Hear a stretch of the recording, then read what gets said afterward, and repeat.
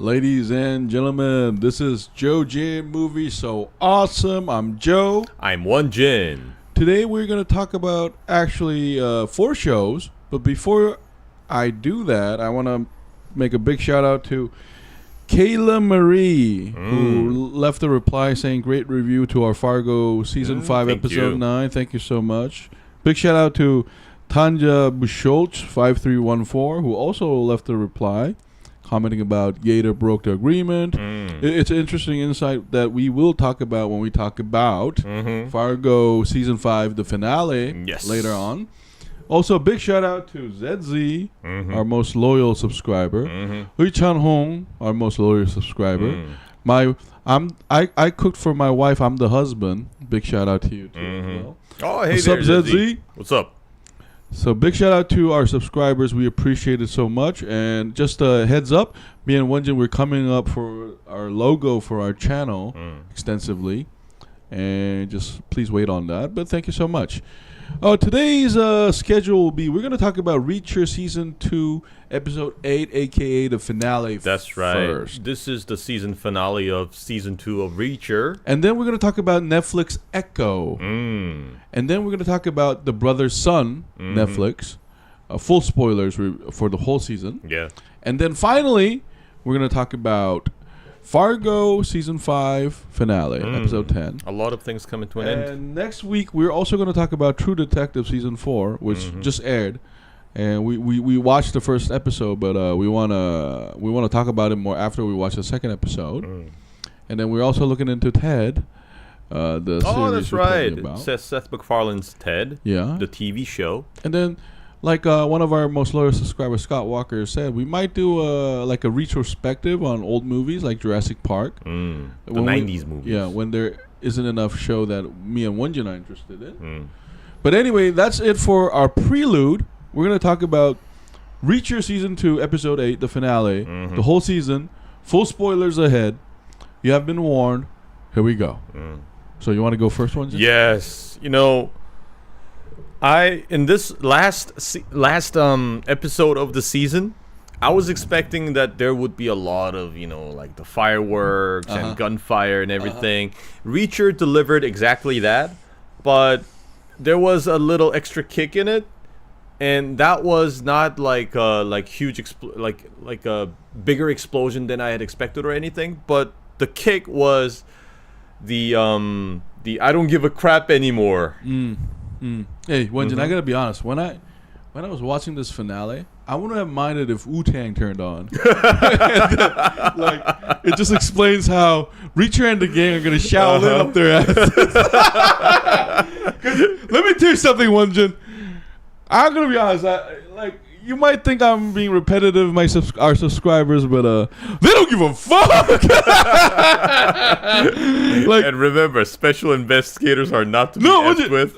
The only thing I was surprised was it wasn't as violent as I thought. Yeah, that was a bit of a letdown for me because I was hoping that Langston would have a horrible death. Yeah, but relatively, he had, I think, like a gentle goodbye, like a clean death. Yeah, clean death among the enemies, right?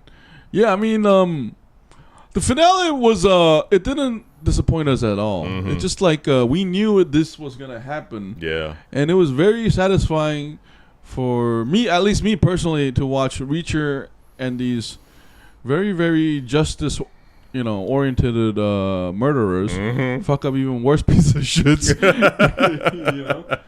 Yeah, that's the same. I was expecting more violence. Yeah, but hey, Zezzy, me and Won-Jin were right because we did know that the Freedom missile was gonna fly.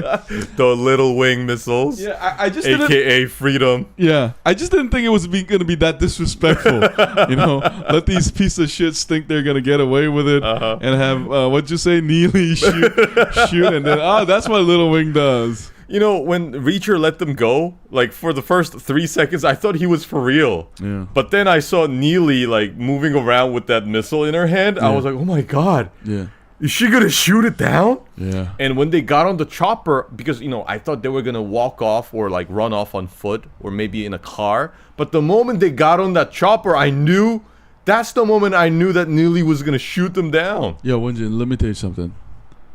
I knew this finale was gonna go over the top when they showed Swan's eyeballs and fingers. Like it's like a cliche. We've seen that before. I mean, it was kind of horrific. I kind of expected to see him again, possibly, but when T1000 gloated about it, and we get a close up of Reacher's face, you know, like I lost consciousness at that moment. I'm like, oh, so this is gonna not give a fuck at all. This is just not gonna be like dumb. It's gonna be, you know, like Crusader shit. Like, Jerusalem has come, and you know, like there's no gray. You know what I mean? Once you do that, there's no gray anymore. It's black and white. That's right. Yeah, and justice and freedom. Yeah. Oh, the moment when I pulled their guns and started shooting that guy, I was like, what the fuck? Yeah. I mean, no, but I gotta say, I thoroughly enjoyed it because That's right. You know, I appreciate the show's creator because every episode was like 40 minutes long. Like, this is a show that was so confident. It's like they're like Burger King chefs. We know what you came here, bitch. That's right. Shut the fuck up. It's gonna be a delicious burger right here. Yeah. It's gonna be bad for you, but you're gonna love it. Yeah, and then there might be some fries, and there might be a Coke. If you want to go Diet Coke, maybe. But you're gonna have the fucking burger. And once Swan's body parts came out, I knew it was gloves off, no rules. And I just, hey, let me tell you something. This is how sick I am, Won-Jin. I honestly wish it was fucking violent. Like, might as well, right? I really thought like a Reacher was gonna pull Langston's eye out and break one of his fingers before he throws rip him. his arm out and beat him with it. Yeah. No. Something crazy like that. Like Old Testament shit. I was really expecting, but or, you know, like Game of Thrones mountain moment where he just like crushes his skull or something. No, because Reacher was already Superman. Like when Reacher grabbed the hospital bed, I was like, fuck it. It doesn't matter. No, it started with me like way before that. Like the moment he climbed onto the helicopter flying off and hanging on while it's probably traveling like 200 kilometers an hour. I was like, yes. No, for me it was later. Let's just turn my brain off. No, the show did such a good job. I was like, that's possible. And then the moment he grabbed the hospital, yeah, fuck it. Like, I would have been surprised if Reacher punched one of the goons and his head exploded. Like, I wouldn't have given a fuck. And I also love the fact that one of the goons took like 15 seconds to talk to him about the brass knuckles and everything before he gets killed. Yeah, because like, that was a show ways of saying this guy's gonna die. And like, cause like, let me tell you something. When he went into the monologue, I'm like, I don't give a fuck about you. Who the fuck are you? He was hanging by his finger when he jumped off the helicopter.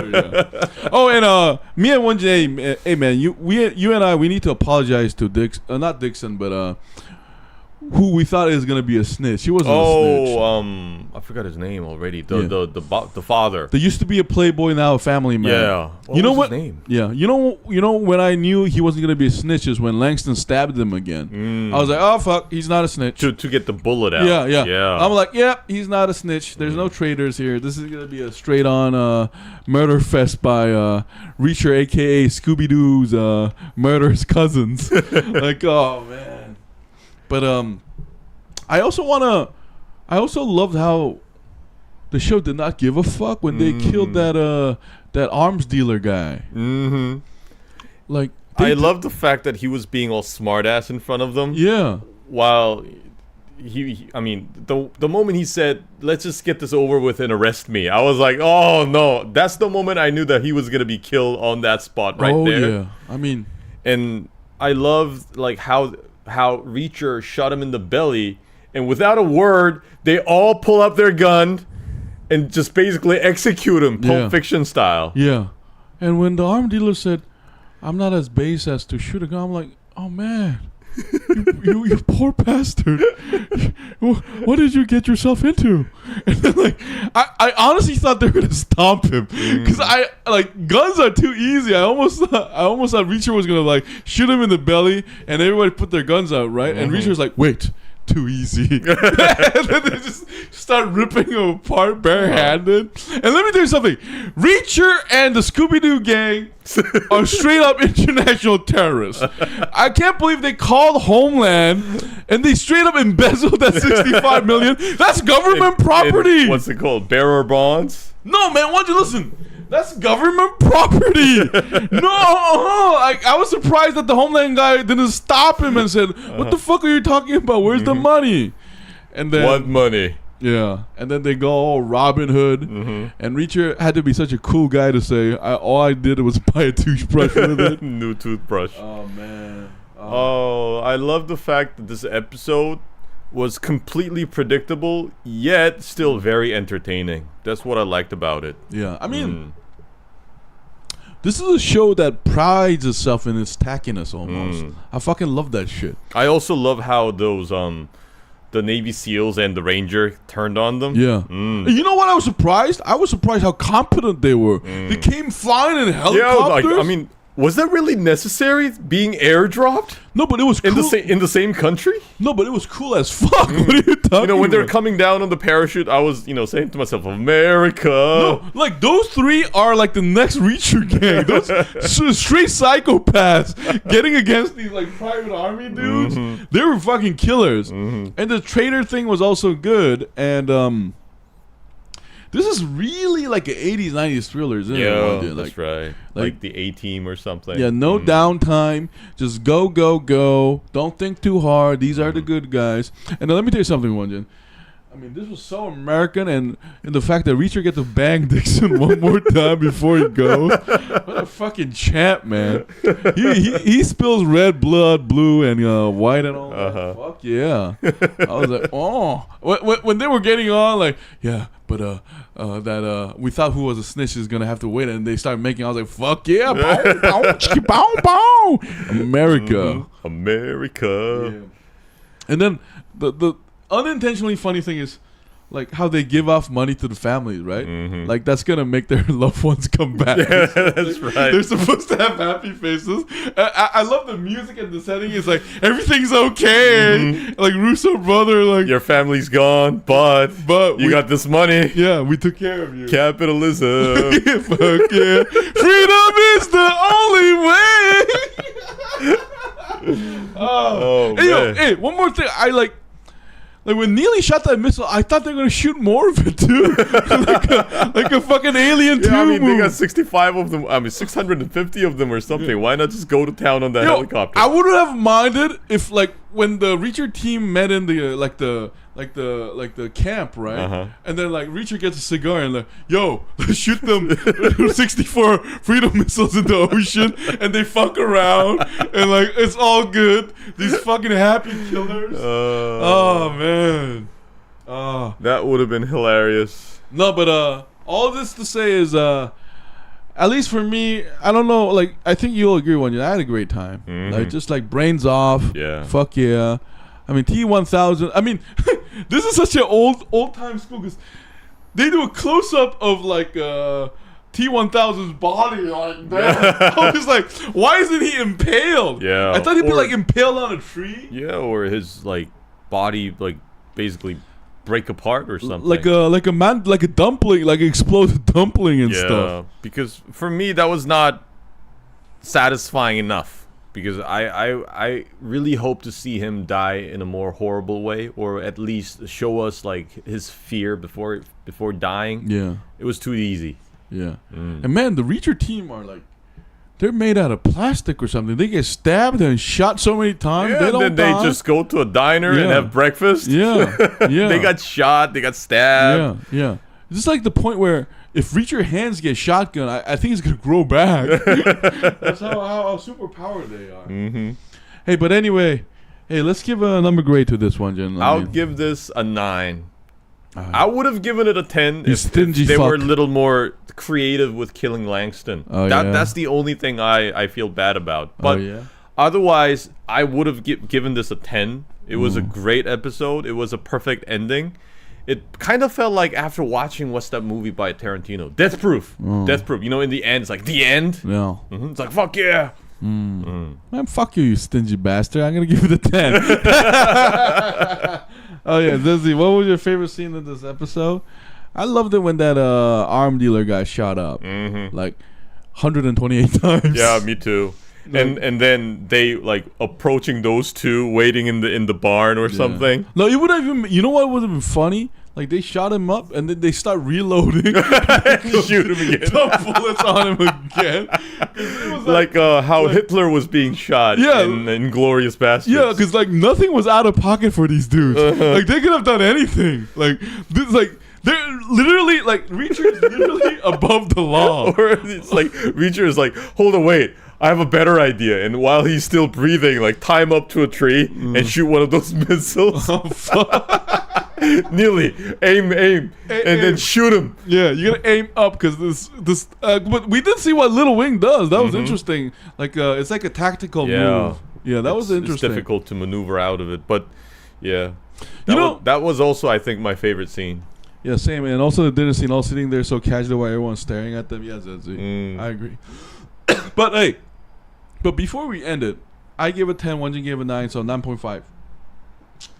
I do think season 3 needs to be like clever up a little though. I hope like I think this season was a lot of it was a reaction to season 1. So I hope like season 3 kind of bring a lot new to the table. Yeah. Like in terms of creativity, because Won-Jin, like I'm glad you mentioned it, because a little bit of disappointment for me was like the creative use of violence. You know, I thought those could have been better. I mean, I think they tried to show the brutality of the full body contact force and everything, but that was a little bit disappointing. Well, one thing I'm optimistic about is season 2 gave us a lot of. I mean, it gave the show a lot of leeway in terms of being quite